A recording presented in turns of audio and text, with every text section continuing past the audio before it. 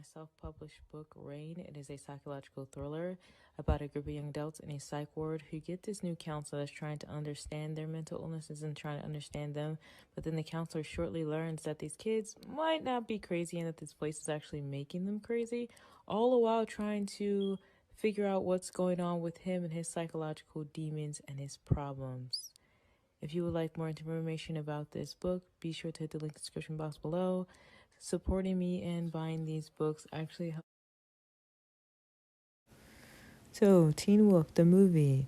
It opens up with Liam working at an Asian food restaurant along with his new girlfriend, and a man walks in to ask the riddle that Argent the Hunter questions of when is a door not a door. A shootout occurs, it breaks out, and he's after the symbol, basically the container that Liam's girlfriend has of the container from the episodes.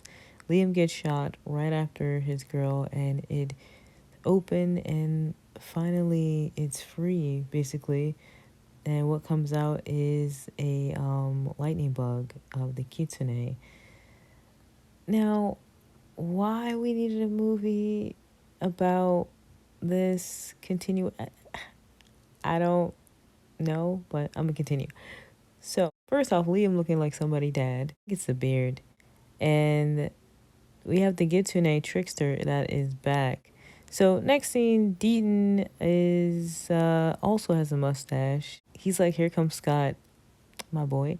And him being him, so Scott basically comes, saves this little girl from this collapsing building. And the guy next to Deaton is basically like, oh, so what do you call him? The alpha? Like a dog? And he's like, nah, like a wolf, period. So Deaton up close, honestly, he looked very frail and thin and sick, and I'm really actually worried, and I hope that the actor that plays him is okay. Next, Arjun shows up, and I swear he's probably the only one on the show that looks the same in this movie. Allison looks like a completely different person, and I kind of suspect that maybe like she had surgery. You can actually tell. No shade. It looks pretty good, but it has a whole new face. So they suspect Arjun is still alive, and Arjun is fine. Like, with that turtleneck that he had on, fine. And Lydia's at work, and she basically starts seeing Allison's name after one of her assistants is like, who's Allison? Because her name is basically all over the page. Thus, she's in her office, and she's scribbling on papers, and she's having visions. And already, I was kind of annoyed because in the next scene, I was like, who the heck is this kid driving Styles' Jeep? Like, come on. No. Imposter. Turns out the kid is actually Derek's son. And then I was just like, wait, what? Huh? Who's the mom? Are we going to see her? Very confused as to why not only did he give Derek a son to be on here, but like it's just so random. And anyway, so it turns out Mason is a cop now, and Derek and Zelensky are present. They show up. Derek looks kind of the same, like he just got older. Parrish is still fine. Mason looks very mature, and he looks pretty good. He still looks the same. Lydia and Scott reunite. Jackson show up. Yes, Jackson. To help them, and it's basically a reunion.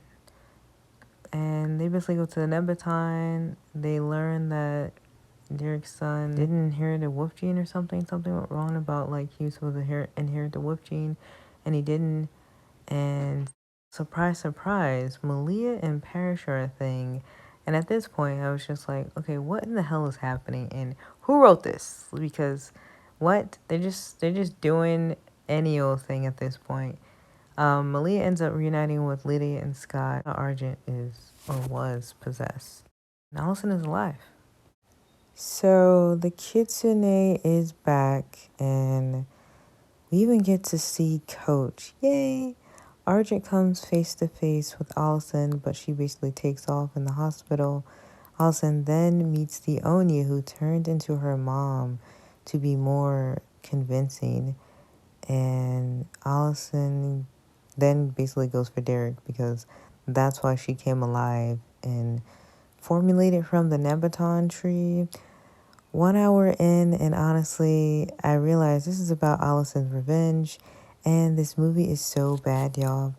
It sucks, and I really wasn't like, I really wanted it to be good because I'm like, I love the cast, I love the characters, but I also was just like, what in the hell is this movie? And it seems like it's a bunch of episodes running together to try to be a movie, and it's just not good. And I just want it to end. Like, I really wanted to stop watching it. And I was like, I should just stop watching it. It's just, what's the point? It's 2 hours. I don't know why it's 2 hours long. This is not it. Yeah. They really dropped the ball, and they should never made this, to be honest. So next, Peter shows up, and he has this like really weird new accent. I don't know. And the Oni is basically out for blood, along with Allison. And the Kintane need to go sit down somewhere, basically, because he was kind of annoying. And I was really annoyed by the fact that he was actually on here, and that they made the movie based around that instead of like something else, something new. Like, this was just foolery. So Allison, she starts helping Scott, and then they had like this old teacher reappear, and it's just like, we don't care about this man. Like, out of all the people they could have made reappear, they brought this teacher back. They were better off bringing back the girl that Jarek was in love with so much. Made no sense to me. So Allison eventually ends up remembering everyone towards the end of the movie. Basically, after Lydia screams her name, and Scott and Derek and his son go charging after the monster, the Oni, after he reveals itself. Derek ends up dying and sacrifices himself to hold down the beats with Parrish, and he burns it alive. The ending was a bit better, I will say, but this movie overall was unnecessary in my opinion, and we didn't need it. And it just was real bad, just corny and just real bad. And I like the actors, so like I said, that does suck, but it doesn't take away from the fact that it was just poorly written. It was a waste. I don't know why they made it. I am sure for money, for profit, but I don't get it.